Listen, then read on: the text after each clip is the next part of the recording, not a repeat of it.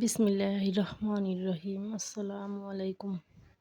আমি লিমা বলছি টাঙ্গাইল থেকে। লাইফস্টাইল ব্লগ আর লিমা চ্যানেল থেকে আপনাদের স্বাগত জানাই। কাছে এবং দূরে যে যেখান থেকে আমার এই ভিডিওটি দেখছেন, আশা করি সবাই ভালো আছেন। আমি আমার পরিবারের সবাইকে নিয়ে আল্লাহর অশেষ রহমতে ভালো আছি। এদিকে চলে এলাম আমি কাঁঠাল একটু ছেঁকে নেব, এগুলো পিঠা বানানোর জন্য। আপনারা দেখতেই পাচ্ছেন কোয়াগুলো অনেক সুন্দর, কোয়াগুলো দেখতে অনেক লোভনীয়। অবশ্যই কাঁঠাল অনেকেই পছন্দ করেন না, তাই আজ আমি এই কাঁঠালগুলো আমি ছেঁকে রাখবো পিঠা বানানোর জন্য। এই কাঁঠাল দিয়ে পিঠা আমার মেয়ে বলছে কাঁঠালের পিঠা খাবে, এর জন্য কাঁঠালগুলো আমি ছেঁকে রাখতেছি পিঠা বানানোর জন্য।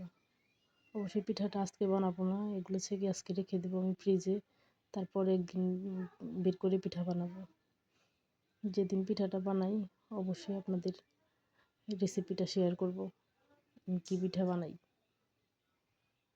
এগুলো একটা বক্সে ভরে নিলাম, ভরে ফ্রিজে রেখে দেব। আজকে আমি ভিডিওটা স্টার্ট করছি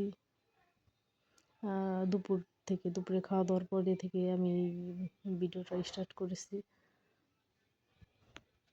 তারপর দুপুরে খাওয়া দাওয়ার থালি প্লেট বাটি সব ছিল, এগুলো আমি ধুয়ে পরিষ্কার করে নেব।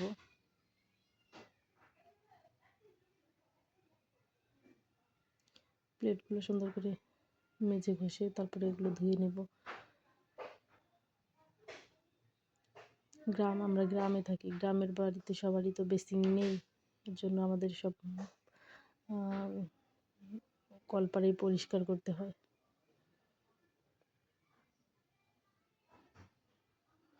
এই তো দেখতে পাচ্ছেন আমার স্টিলের গ্লাস।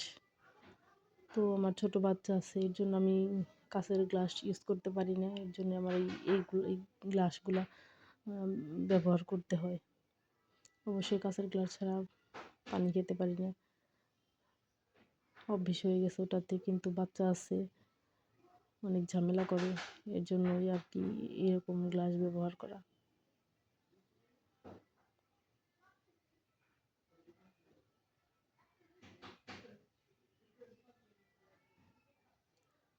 এদিকে আমার প্লেটগুলো মাজা ঘষা শেষ হয়ে গেল, এগুলো ধুয়ে পরিষ্কার করে রাখবো।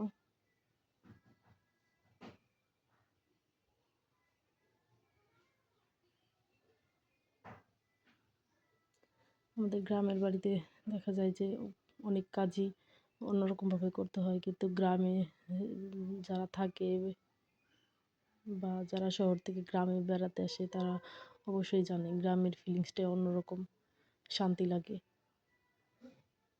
সকালের দিকে আর বিকেলের দিকে খুবই একটা সুন্দর পরিবেশ হয়, দেখতেও ভালো লাগে, থাকতেও ভালো লাগে।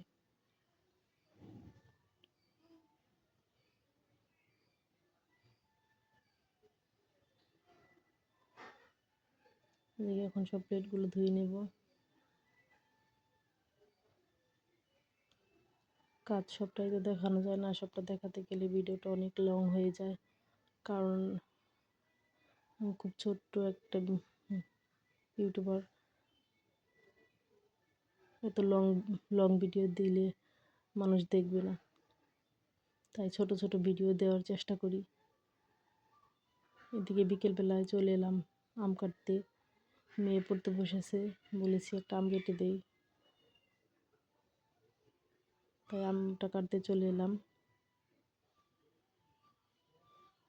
আমাদের সব কাজই সাদামাটাভাবে হয় এবং খুব সহজে করার চেষ্টা করি।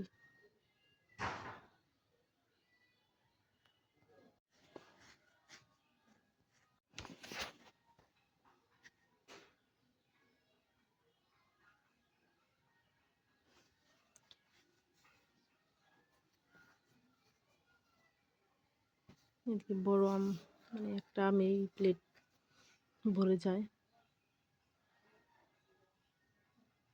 বাচ্চারা অবশ্যই আমটা খেতে খুবই পছন্দ করে, ছোট ছোট বাচ্চা হোক আর বড় বাচ্চা হোক, সবাই কিন্তু এই আমটা খেতে খুব পছন্দ করে।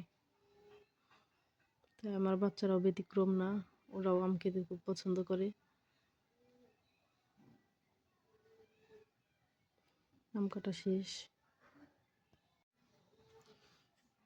দিয়ে কথা বলতে বলতে ভিডিও শেষ পর্যায়ে চলে এলাম। আসসালামু আলাইকুম।